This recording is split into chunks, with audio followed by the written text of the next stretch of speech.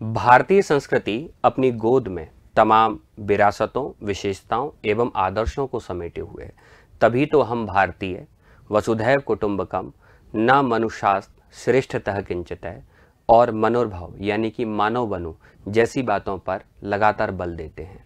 जय हिंद साथियों, स्वागत है आप सभी लोगों का MPPSC उत्कर्ष के YouTube प्लेटफॉर्म पर और मेरा नाम है विक्रमादित्य और आज हम मिलकर के चर्चा करेंगे दुनिया में सर्वश्रेष्ठ माने जाने वाली एक विचारधारा पर, जिसे मानवतावाद के नाम से भी जाना जाता है।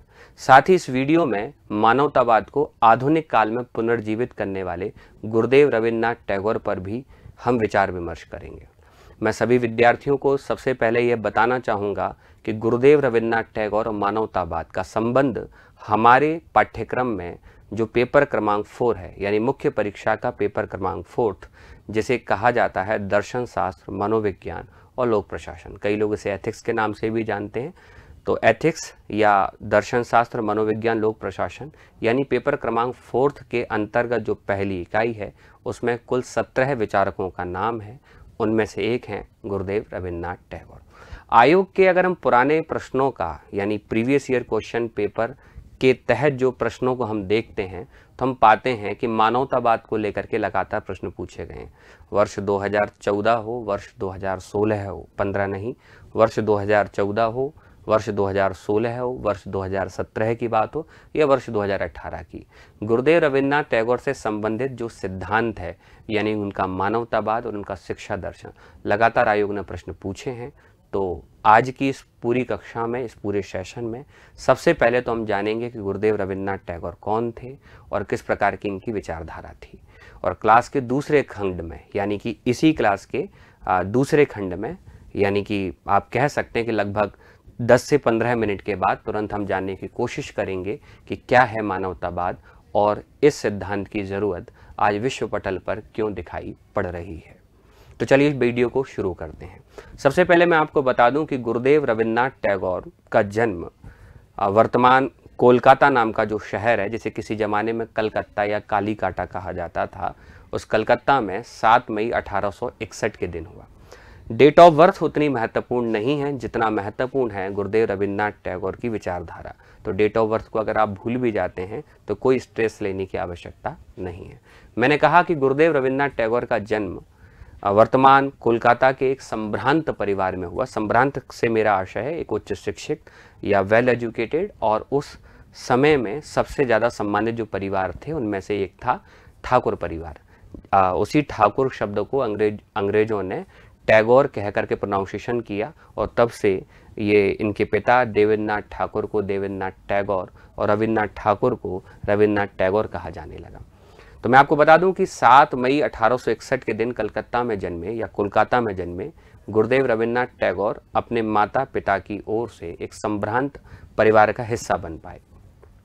पिता देवेंद्रनाथ टैगोर, जो उस समय एक बहुत बड़ा आंदोलन जो चल रहा था यानी कि ब्रह्म समाज के सदस्य थे, और वहीं दूसरी ओर माँ जो थी वो वैष्णव अनुयायी थी यानी भगवान विष्णु की भक्त मानी जाती थी।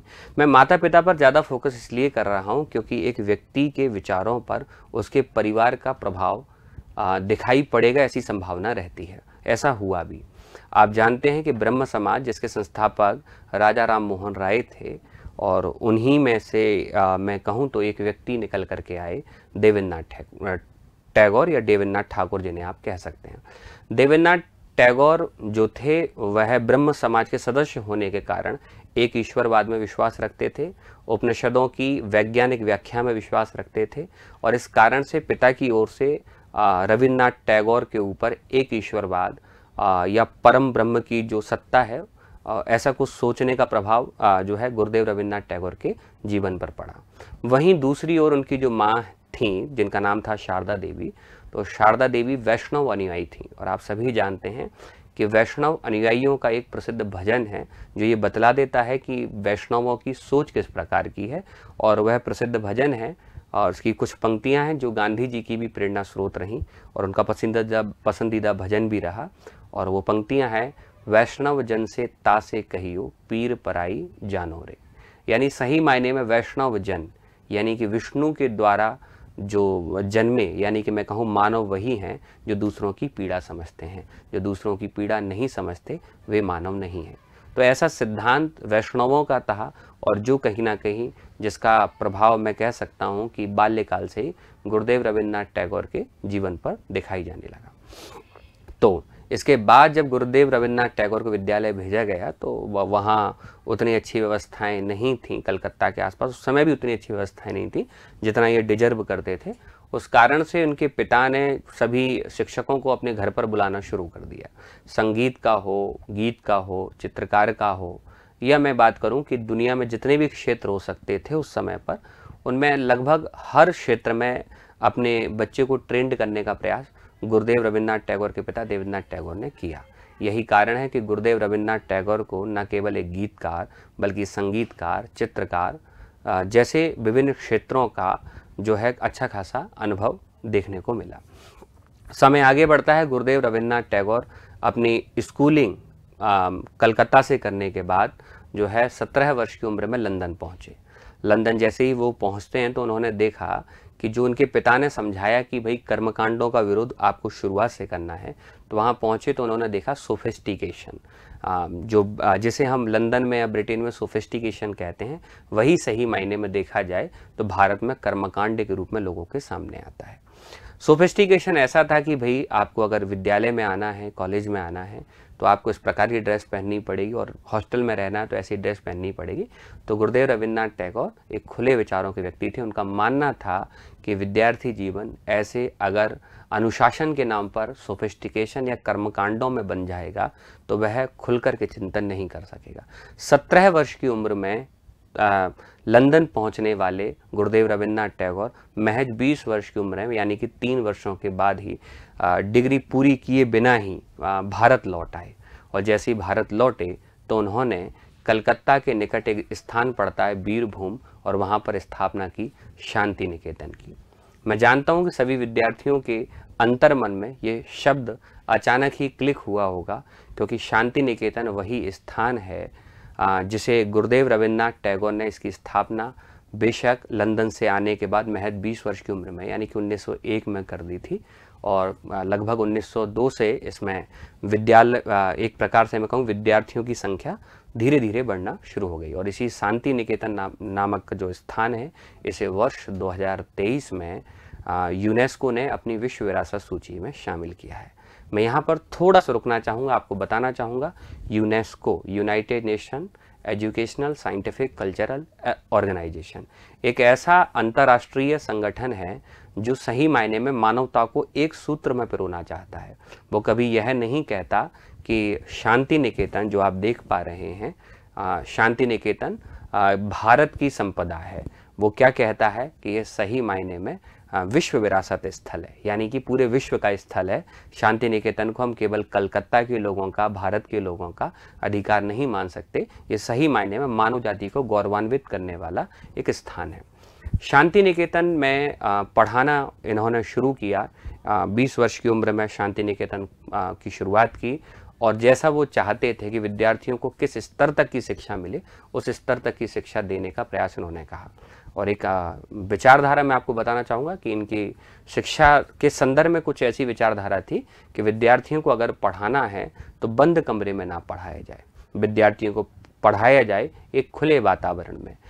विद्यार्थियों की मानसिकता संकीर्ण ना हो, व्यापक मानसिकता हो, इसलिए खुले वातावरण में विद्यार्थियों को पढ़ाया जाए, और साथ ही उन्हें प्रकृति की गोद में बिठा करके पढ़ाया जाए, ताकि वो कहीं ना कहीं नेचर को अपने आप से जोड़ करके रखें। वे नहीं चाहते थे कि प्रकृति और विद्या के बीच में किसी प्रकार का विरोधाभास हो।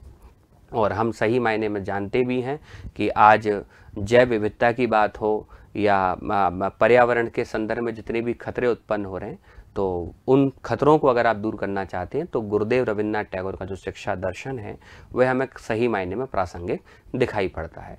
समय आगे बढ़ा, और जो बीज इन्होंने बोया था 1901 में, और वह बीज वटवृक्ष बन चुका था, यानी कि 1921 तक आते आते उन्होंने इसी शांति निकेतन के भीतर एक विश्व भारती की स्थापना की। और आप समझ सकते हैं कि विश्व भारती अगर मैं नाम ले रहा हूं तो इस नाम के अंतर्गत ही आपको गुरुदेव रविन्द्रनाथ टैगोर की विचारधारा स्पष्ट हो जाएगी कई विद्यार्थी केवल और केवल नाम देखेंगे कि नाम है विश्व भारती, पर आप जरा सोच करके देखिएगा 1921 में 1921 में जब यूएनओ की स्थापना ही नहीं हुई, विश्व पटल पर वसुधैव कुटुंबकम को धरती पर साकारित करने का प्रयास अभी तक किसी और ने नहीं किया, लेकिन वो प्रयास, वो विचारधारा गुरुदेव रविन्द्रनाथ टैगोर के द्वारा स्थापित इस संस्थान में आपको दिखाई पड़ती। नाम है विश्व भारती, यानी कि पूरे विश्व को हम एक करने का प्रयास करेंगे। और आज भी अगर विश्व भारती जो विश्वविद्यालय है, अगर आप उसकी ऑफिशियल वेबसाइट पर जाकर के उसका ध्येय वाक्य जब देखेंगे तो ध्येय वाक्य लिखा हुआ है यत्र विश्वम भवति एक नीड़म। मैं फिर से बता देता हूँ, ध्येय वाक्य है यत्र विश्वम भवति एक नीड़म। यहाँ पर पूरा विश्व एक ही नीड़ है। नीड़ का अर्थ होता है घोंसला, जिसे हम सही मायने में कह सकते हैं घर। यहाँ पर पूरा जो विश्व है वो एक घर माना जाता है, जिसे कहा जा सकता है वसुधैव कुटुंबकम। चलिए फिर से मैं आपको बताना शुरू करता हूँ कि 1901 में जब इन्होंने शांति निकेतन की स्थापना की और उसके बाद इन्होंने अपना कर्मपथ लगातार संचालित रखा, उसी समय पर 1905 में कलकत्ता, और आप जानते हैं दंगों से ग्रसित हुआ क्योंकि 1905 में हो चुका था बंगाल विभाजन। बंगाल विभाजन का दंश कुछ इस भांति था कि उस समय पर भाव विभोर होकर के, थोड़ा सा संवेगों में बह करके गुरुदेव रविन्द्रनाथ टैगोर ने उनके जो अश्रु थे वो कविता के रूप में बह निकले और उन्होंने एक पंक्ति, या मैं एक प्रकार से कहूँ एक काव्य लिखा, जिसे कहा जाता है ओमार सोनार बंगाल।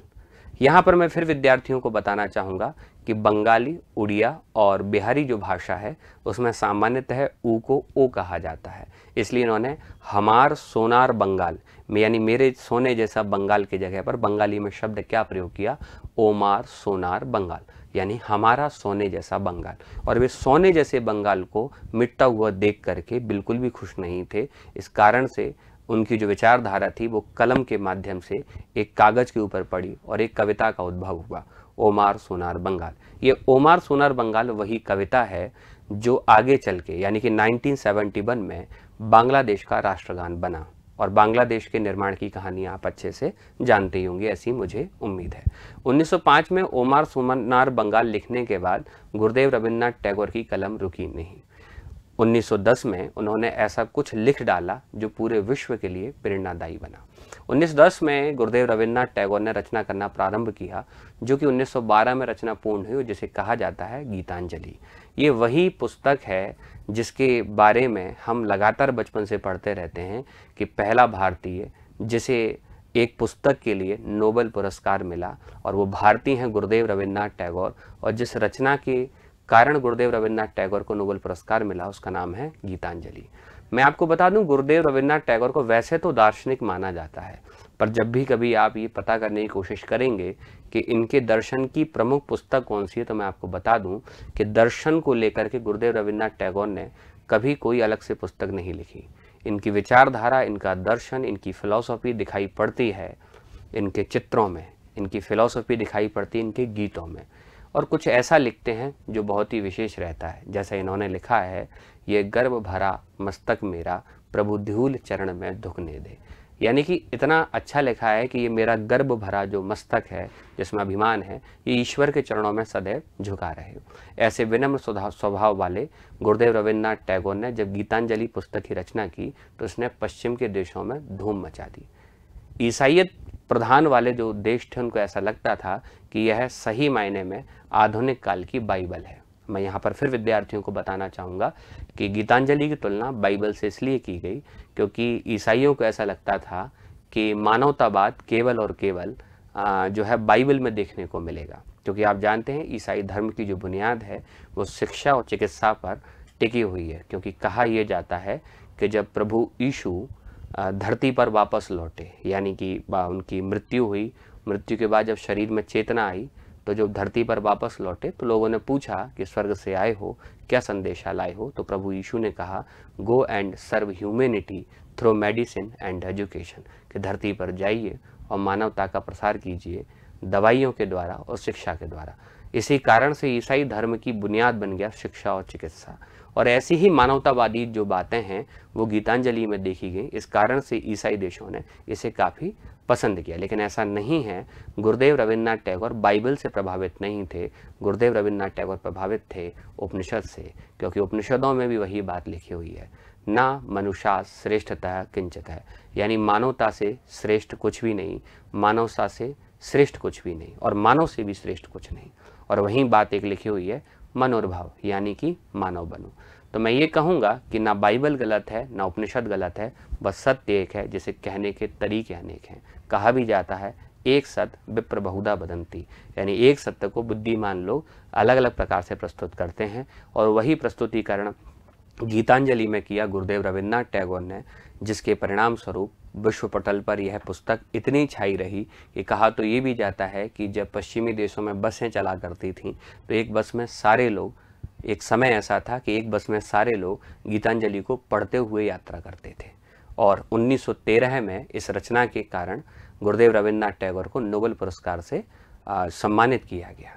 आगे चल के ब्रिटिश सरकार की तरफ से गुरुदेव रविन्द्रनाथ टैगोर को सर और नाइटहुड की उपाधि भी दी गई।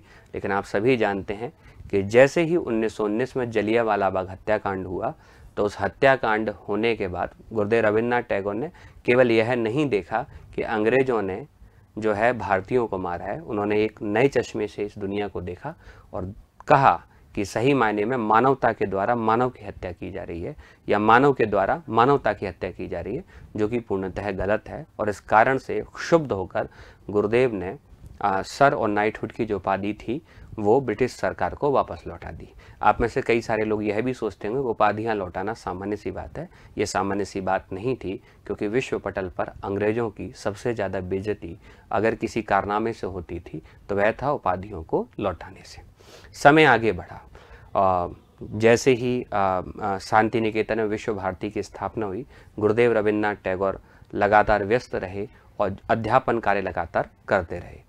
जीवन के अंतिम क्षणों में उन्होंने अपने चित्रकारी का शौक पूरा किया और 1941 में 1941 में कलकत्ता में अंतिम सांस ली। चूँकि गुरुदेव रविन्द्रनाथ टैगोर का जीवन कुछ शब्दों में, कुछ मिनटों में बयां करना तो नामुमकिन सा है, लेकिन एक प्रयास हमने किया। लेकिन मैं विद्यार्थियों को बता दूं कि गुरुदेव रविन्द्रनाथ टैगोर की एक पुस्तक गीतांजलि तो है ही महत्वपूर्ण, एक और पुस्तक है जिसका नाम है द रिलीजन ऑफ मैन, यानी यह जो पुस्तक है जो पूरा मानवतावाद पर आधारित है, यह हम विद्यार्थियों के लिहाज से ज़्यादा महत्वपूर्ण है। चलिए, गुरुदेव रविन्द्रनाथ टैगोर के बाद अब हम चर्चा करने जा रहे हैं मानवतावाद पर। मैं आपको बता दूं कि मानवतावाद पर चर्चा हम 3 खंड में करने वाले हैं। पहला खंड यानी शुरुआत में करूंगा कि मानवतावाद क्या है, फिर मैं आगे बढ़ूंगा, मैं आपको बताऊंगा गुरुदेव रविन्द्रनाथ टैगोर का मानवतावाद क्या कहता है, और फिर मैं आपको बताऊंगा कि गुरुदेव रविन्द्रनाथ टैगोर का जो मानवतावाद है ये वर्तमान में किस प्रकार से प्रासंगिक हो सकता है। तो चलिए शुरू करते हैं। सबसे पहले मानवतावाद को अगर आपको समझना है तो आप अपनी कुछ पहचान के शब्दों को समझिए जो आप लगातार सुनते रहते हैं, जैसे जातिवाद है, धर्मवाद है, क्षेत्रवाद है, राष्ट्रवाद है। तो मैं कहूँगा कि अपनी जाति को अगर आप श्रेष्ठ मानते हैं तो आप जातिवादी हैं, अगर आप अपने धर्म को श्रेष्ठ मानते हैं तो आप धर्मवादी हैं, अगर आप अपने राष्ट्र को श्रेष्ठ मानते हैं तो आप राष्ट्रवादी हैं, लेकिन अगर आप मानव को श्रेष्ठ मानते हैं तो आप मानववादी हैं। मानवतावाद एक ऐसा आदर्श सिद्धांत है, मैंने कहा कि वह आदर्श सिद्धांत है, यह आदर्श विचारधारा है। क्यों? क्योंकि सही मायने में धरती पर मानवतावाद इस समय पर नहीं दिखाई पड़ रहा। हम जानते हैं कि हमारा जो विचार है वो केवल राष्ट्रवाद तक सीमित रह चुका है। गुरुदेव रविन्द्रनाथ टैगोर, मैं ये कहूँगा कि उस समय की विचारधारा से बिल्कुल भी प्रभावित नहीं थे। जिस प्रकार से अकबर ने हिंदुस्तान पर जब शासन किया, उस जमाने में तुलसीदास अपनी भक्ति की दुनिया में लगातार तल्लीन रहे। ठीक उसी प्रकार से जिस समय पर अंग्रेज हिंदुस्तान में शासन कर रहे थे, इस समय गुरुदेव रविन्द्रनाथ टैगोर क्रांतिकारियों के साथ कदम से कदम मिलाकर न चलने के बजाय मानवता के साथ कदम से कदम मिलाकर चलने की आदर्शवादी बातें कर रहे थे। चूँकि ये विचारधारा उनके स्तर पर काफ़ी अच्छी थी, आदर्शवाद के हिसाब से काफ़ी अच्छी थी, लेकिन हम जानते हैं यथार्थ में ये विचारधारा उस समय के हिसाब से अनुकूल नहीं थी। लेकिन आज का विश्व इस प्रकार की विचारधारा का पूर्णतः समर्थन करता है। तो मैं आपको बता देता हूँ, मानवतावाद शब्द का आशय है मानवता को सर्वोपरि मानने का एक आदर्शवादी सिद्धांत। हमेशा याद रखिए, यह यथार्थ सिद्धांत नहीं है, धरातल पर पूर्णतः लागू नहीं किया जा सकता, लेकिन आदर्श के हिसाब से ही विचारधारा दुनिया की श्रेष्ठ विचारधारा मानी जाती है। चलिए फिर से समझते हैं। मैंने आपको बताया, जाति को श्रेष्ठ मानते हैं तो जातिवाद, धर्म को श्रेष्ठ मानते हैं तो धर्मवाद, राष्ट्र को श्रेष्ठ मानते हैं तो राष्ट्रवाद, और मानवता को अगर आप श्रेष्ठ मानते हैं तो आप मानवतावादी हैं। तो मैंने कहा कि मानवता को श्रेष्ठ मानने वाला एक आदर्शवादी सिद्धांत ही मानवतावाद है, और इस सिद्धांत का समर्थन सभी धर्म ग्रंथ करते हैं, चाहे कुरान हो, चाहे बाइबल हो, चाहे हमारे उपनिषद हो। सभी ग्रंथों में मानवतावाद को सर्वोपरि माना गया है। अब बात करते हैं कि गुरुदेव रविन्द्रनाथ टैगोर का मानवतावाद क्या कहता है। तो गुरुदेव रविन्द्रनाथ टैगोर का मानवतावाद कहता है कि मानव बनो, मानव से श्रेष्ठ कुछ भी नहीं। गुरुदेव रविन्द्रनाथ टैगोर का मानना था कि ईश्वर बनना आसान है। अगर आप भगवा कलर के, भगवा रंग के वस्त्र अगर आप पहन लेते हैं, तिलक विलक लगा लेते हैं, मालाएं आदि पहन लेते हैं, और रास्ते पर आप निकल जाएंगे तो 2-4 लोग आपसे नमस्कार कर देंगे, आपका चरण बंदन कर लेंगे। देवता बनना आसान है, अगर कुछ बनना कठिन है तो मानव बनना कठिन है। इसलिए हमारे उपनिषदों में पंक्ति है, मनोर्भाव मानव बनो। तो मानव कौन है? मानव वही है जो दूसरों की पीड़ा समझे। वैसे भी आपने सुना होगा, मोहम्मद इकबाल की एक पंक्ति है कि दर्द दिल के वास्ते पैदा किया इंसान को, वरना तायत के लिए कम ना थे कर्रेबियाँ। यानी कि ईश्वर की पूजा करने के लिए तो फरिश्ते बनाए गए हैं, कर्रेबियाँ बनाए गए हैं, लेकिन अगर आपको कुछ बनना है अपने जीवन में तो मानव बनने की कोशिश करें। अब बात यह आती है कि मानव किसे कहते हैं? क्या 2 हाथ 2 पैर लेकर के पैदा होना ही मानव है? तो ऐसा नहीं है। वैष्णव जन से तासे कहियो, पीर पराई जाने रे। मानव तो सही मायने में वही है जो दूसरों की पीड़ा देख करके स्वयं द्रवित हो जाता है, पीड़ित हो जाता है। मानव वही है जो न केवल मानव के बल्कि अन्य जीवों के सहयोग और सामंजस्य स्थाने की कोशिश करता है, उन लोगों की मदद करता है। तो गुरुदेव रविन्द्रनाथ टैगोर का मानवतावाद ये कहता था कि केवल राष्ट्रवादी बनने का प्रयास आप ना करें। अगर प्रयास करना है तो सही मानव बनने की कोशिश करें। मानव वही है जो मानव का दुख देखकर द्रवित हो। मानव वही है जो एक मानव होकर दूसरे मानव का सहयोग करे। मानव वही है जो न केवल मानव का अपितु अन्य प्राणियों का सहयोग भी करे और उनका साथ भी दे। तो गुरुदेव रविन्द्रनाथ टैगोर एक मानवतावादी विचारक थे। और अभी बात करें कि बोले कि इस समय पर गुरुदेव रविन्द्रनाथ टैगोर का मानवतावाद किस प्रकार से प्रासंगिक है। आप और हम लगातार देख रहे हैं और पिछले कुछ वर्षों से लगातार पढ़ते भी आ रहे हैं कि कभी रूस ने यूक्रेन पर हमला कर दिया, तो कभी इजराइल ने फिलिस्तीन पर, फिलिस्तीन ने इजराइल पर हमला कर दिया, तो कभी भारत चीन, तो कभी भारत पाकिस्तान। हम जानते हैं कि राष्ट्रवाद के एक सिद्धांत के कारण मानव का दुश्मन बना हुआ है। अगर मानव अपने जातिवाद को छोड़ दे तो जातीय हिंसा समाप्त हो सकती है। अगर मानव क्षेत्रवाद को छोड़ दे तो क्षेत्रीय हिंसा समाप्त हो सकती है। अगर मानव धर्मवाद को छोड़ दे तो सांप्रदायिक हिंसाएं समाप्त हो सकती हैं। इसी प्रकार से मानव अगर राष्ट्रवाद को छोड़ करके मानवतावाद की बातें करने लग जाएगा तो शायद एक दिन ऐसा आए कि उस दिन पूरा विश्व में शांति स्थापित हो। और हाल ही में भारत सरकार ने G20 के माध्यम से जो संदेश देने की कोशिश की थी, वसुधैव कुटुंबकम, उसे धरती पर लागू भी किया जा सके। अंत में मैं यही कहना चाहूँगा कि अयम निजः परो वेति गणना लघु चेत साम, महान चरिता नाम तु वसुधैव कुटुंबकम। सही मायने में यह तेरा है, यह मेरा, यह छोटे लोगों की सोच है। महान चरित्र या उदार चरित्र लोग वाले तो कहते हैं कि वसुधैव कुटुंबकम, और उन्हीं महान चरित्र वालों में से एक थे गुरुदेव रविन्द्रनाथ टैगोर। MPPSC की मुख्य परीक्षा आपसे लगातार प्रश्न पूछ सकती है, मानवतावाद क्या है, मानवतावाद की प्रासंगिकता बताइए। तो आप बता सकते हैं कि जाति, धर्म, क्षेत्र और राष्ट्र से परे मानव को श्रेष्ठ मानने का सिद्धांत ही मानवतावाद है। इस सिद्धांत का समर्थन सभी धर्म ग्रंथ करते हैं। साथ ही आधुनिक काल में इस सिद्धांत को पुनर्जीवित और समर्थित करने का कार्य गुरुदेव रविन्द्रनाथ टैगोर की एक पुस्तक द रिलीजन ऑफ मैन के अंतर्गत किया गया। संपूर्ण विश्व में देखा जा रहा है कि जातीय हिंसाएं, धार्मिक हिंसाएं, क्षेत्रीय हिंसाएं, भाषाई हिंसाएं, प्रजातीय हिंसाएं देखी जा सकती हैं। अगर इन सभी प्रकार की हिंसाओं से विमुक्त होना है तो हमें मानवतावाद के सिद्धांत का अनुसरण करना होगा। उम्मीद है ये बात आप लोगों को बहुत अच्छे से समझ में आई होगी और आप लोग भी जातिवाद, क्षेत्रवाद और धर्मवाद की सीमाओं को तोड़कर मानवतावाद का समर्थन करेंगे।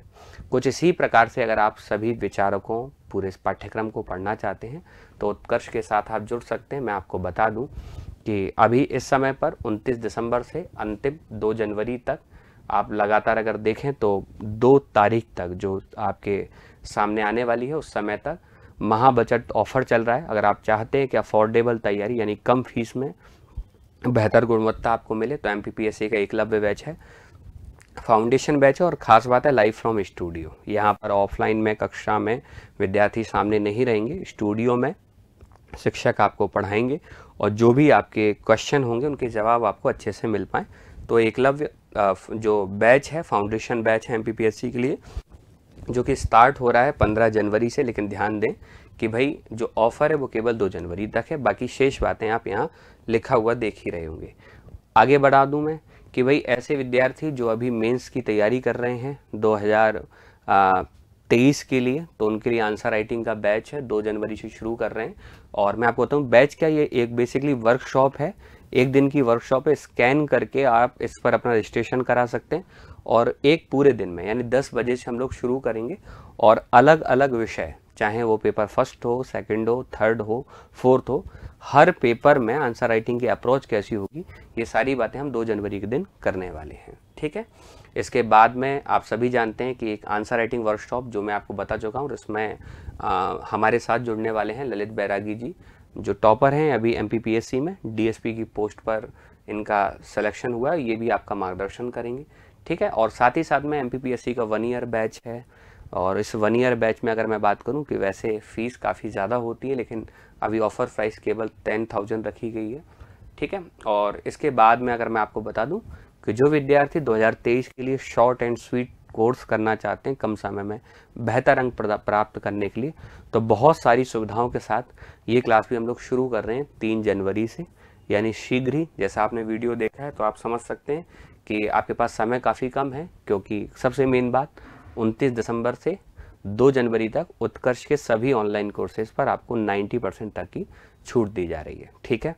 तो मानवतावाद अपने दिमाग में रखिए, इस ऑफर को अपने दिमाग में रखिए। शीघ्र ही मुलाकात होती है अगले वीडियो में। धन्यवाद।